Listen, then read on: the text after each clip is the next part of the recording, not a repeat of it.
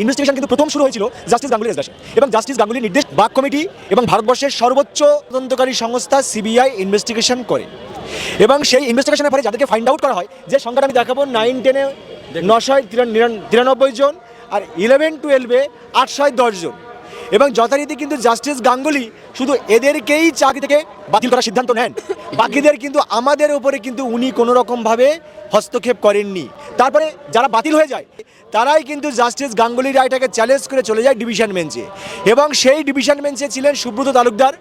সেই সুব্রত তালুকদারের division bench কিন্তু গাঙ্গুলির রায়টাকে বহাল রাখে এবং এতজন যে যোগ্য শিক্ষক শিক্ষিকাবৃন্দ যাদের নামে কোনো অ্যালিগেশন নেই তাদের চাকরি কিন্তু হস্তক্ষেপ করে না। দুঃখের বিষয় তালুকদারের বেঞ্চ যখন শুধুমাত্র যাদেরকে চিহ্নিত সিবিআই দ্বারা ফ্রড চিহ্নিত তাদের বাতিল করে দিল, তারা চলে গেল সুপ্রিম কোর্টে। তারা সুপ্রিম কোর্টে যায়, আমরা কিন্তু নই।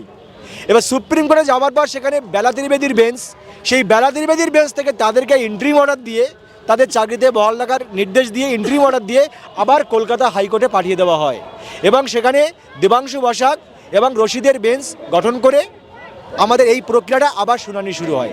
দুঃখের বিষয় তিনি যখন আবার এই বিচার প্রক্রিয়া শুনলেন এবং গোটা প্যানেলটাকে তিনি প্রশ্নের সম্মুখে দিয়ে আমাদের বাতিল করে দিলেন। এখানে কিন্তু আমরা জানি না কেন, কী কারণে আমাদের চাকরিটা বাতিল।